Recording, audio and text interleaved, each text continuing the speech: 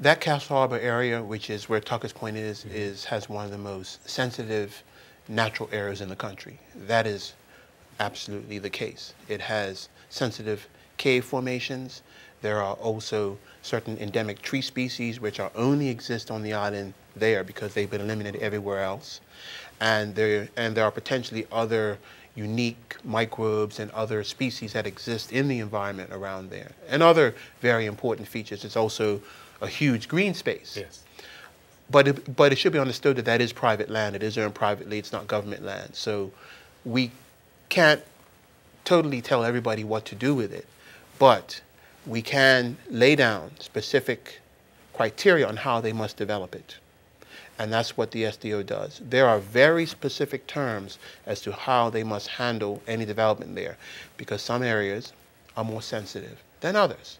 So in the areas that we know are very sensitive, there are specific criteria in the order as how they must treat that, with certain setbacks, with certain levels of digging that they must do, environmental impact surveys, conservation surveys, other techniques to ensure that what uniqueness is there is known, plans to preserve it, and that any building that's done there keeps whatever can be kept there in a natural state will be kept in place, that there will be no unwanted digging up or removal of anything that can stay there and continue to prosper even if there's a house there or some level of development in the area. So like essentially, there are specific lots that have been requested in the order. The area around those lots will still be protected because we've set certain criteria around certain sensitive areas of development in the order.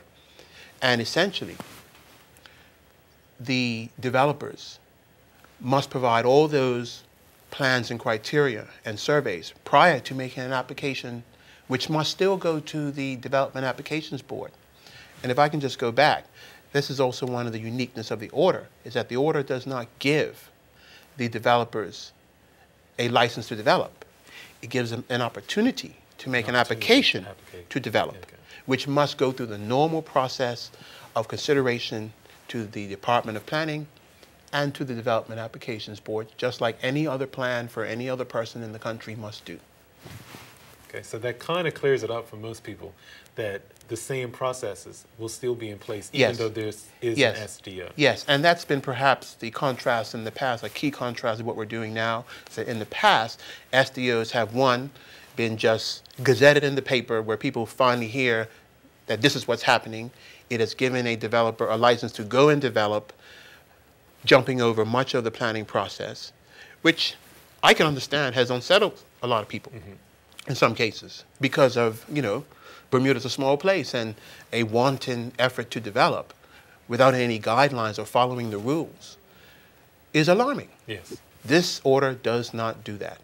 They still must go through what is the normal planning process that any other developer, whether you have a little house or a wall or a huge building, must go through to get approval. So in this instance, the public will actually have an opportunity to comment, to review, and even to reject. Okay. I know that there were recent tabled amendments to the Development Planning Act of 1974, which you've already mentioned. So what implications does it have on this SDO and any other future SDOs? Well, the government has decided that a change is needed around how we handle these particular orders. We feel that as a democratic society, that openness is important, transparency is important, particularly to actions that are taken that have a wider national importance than just a lot of land. And special development orders, as if you follow what the legislation says, fit this particular criteria. So we've decided to amend what is an anomaly in the legislation to make it clear that any further orders of this nature must be subject to parliamentary scrutiny. And so they will always be tabled in the House to be passed by an affirmative resolution, as it's called. And that means that they will always be known by the public. That means that they will always be debated on, and that they will always have a level of public scrutiny to them as a result of being a part of the process of the legislature, because every piece of legislation that's brought to the Parliament is the subject of public review. You can go get a copy of it yourself, read it, you can comment on it, and you can make it known to your representative how you feel about it. I was just about to say that. It was like, can the public still have their say in terms of whether they support or object the actual application? And very simply, if by chance I had a problem with something, I could go to my resident constituency MP, yes, write him a letter, go see him in his office, absolutely, and then show him absolutely, my concerns, and then he can take it. Absolutely. Okay. And in particular with this development, as they begin to develop the areas that have been allocated under the order, the public will be able to comment again, as they can with any development application. And that's one of the extraordinary ways in which we've done it. It is in principle approval only for them. So it's not totally willy-nilly final approval. And most people who have had to apply to the planning department know what that means. In principle approval doesn't give you everything. It means that you have to come back to the planning department to get your final approval. It's operating in the same way. So looking at your actual ministry, you have environment, planning, infrastructure, and infrastructure strategy. Yep. That's it's a mouthful. Yeah. It's a mouthful. So environment and planning, that's an interesting combination. Yeah. How did you feel getting that particular ministry and having those two departments put together in the same umbrella? I was curious about it because it seemed to be an interesting combination, a mix of bringing together certain departments that had interesting qualities to them, but seemingly sought to fit in that there's the environmental part, which is clearly to do with all of Bermuda's environment. Mm-hmm. There is the planning part, which deals with the management of land and how we deal with its development and even lack of development and preservation. There are other pieces that have to do with land in my ministry, with land buildings and surveys and some other land valuation and even rent control. And then there's also sustainable development as well in there. So I have all these little pieces that actually come together quite well because they have to do with certain other aspects of the island's development and preservation. So it's an interesting mix of 7 departments or so that actually have a good linkage, I think. And we're already finding that with the work we do, in that now, you know, the Environmental Protection Department can discuss things with planning and discuss things with the Sustainable Development Unit that all have an interest in something to do with Bermuda in a positive and complementary way. And they can even get advice from each other in an easy, efficient manner, whereas they're not a part of another part of government where sometimes there can be sort of friction. Having them under one ministry allows them to work almost in a synergy to bring about the same sort of result for Bermuda. And I think that's exciting, and I'm very excited about the work we can do. So outside of this SDO, what are the other initiatives or anything else that is coming out of the Ministry of Environment, Planning, and Infrastructure Strategy? Is there anything on the horizon that we can be privy to? I don't want you to give us everything. No, actually, no. In fact, I forgot to perhaps mention there's another piece, but it's a part of what's coming. There's the Energy White Paper, which is going to discuss the future use of energy in Bermuda. Okay. There are things that we're doing with the Sustainable Development Unit and the Roundtable, which are going to talk about future issues around sustainable development in all facets, not just about the grass and the trees and the air, but all about cultural sustainability, economic sustainability, social sustainability. Those are sort of the things that we're doing. We're doing some things with planning even, just to make sure that planning is better understood in the work that it does with the public, and even making them a better servicer to the community in what they do, and just helping them to do a job which I think they do very well, just to be that the public is better understanding of the job that they do.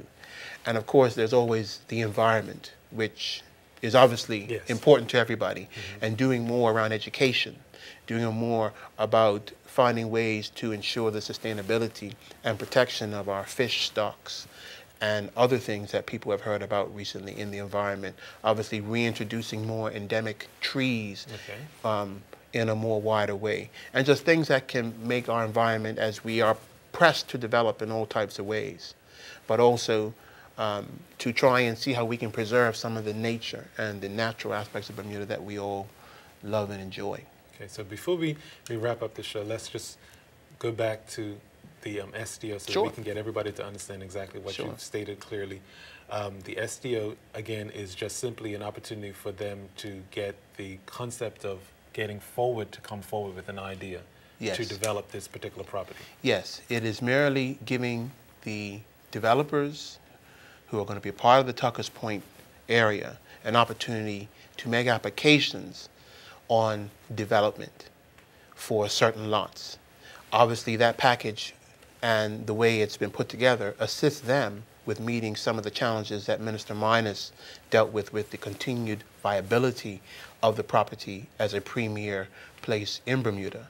And the package that we have constructed assists them with that process. Okay. It's already, as Minister Minors announced, played a benefit with having the Rosewood brand sign on, which creates a great opportunity for Bermuda.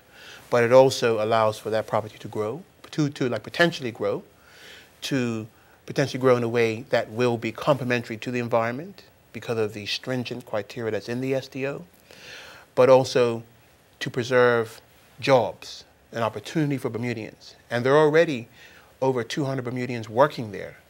So this could potentially mean more added to that mix, which I think is good for the country in the long term. Okay.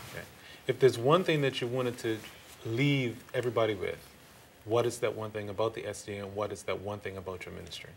I would like for them to make sure they read the order so that they know clearly what is being proposed. Where can they find the proposal? They can get a copy of that from the legislature, from the House of Assembly. Okay. It's free because it's a bill or it's a proposed piece of legislation. Yeah. Okay. It's free to the public and they can get a copy from the House of Assembly. I'd like them to know that my ministry and the people who work with me in the ministry are dedicated to Bermuda's future in a positive way, its positive development, and positively contributing to the further work that our government needs to do to ensure a long-term, good quality of life for all of our residents and all of our citizens. Thank you very much, Minister, for coming and sharing the information about the SDO. I think it's vitally important that we get the information out there so that lay people, general people, hardworking Bermudians can know about exactly what's going on within our government. I thank you for your time. Anytime. So thank you very much, Minister. Thank you very much to Minister Minors, who was also here with us. I'm David Minors, and thanks for joining us here on In the Know.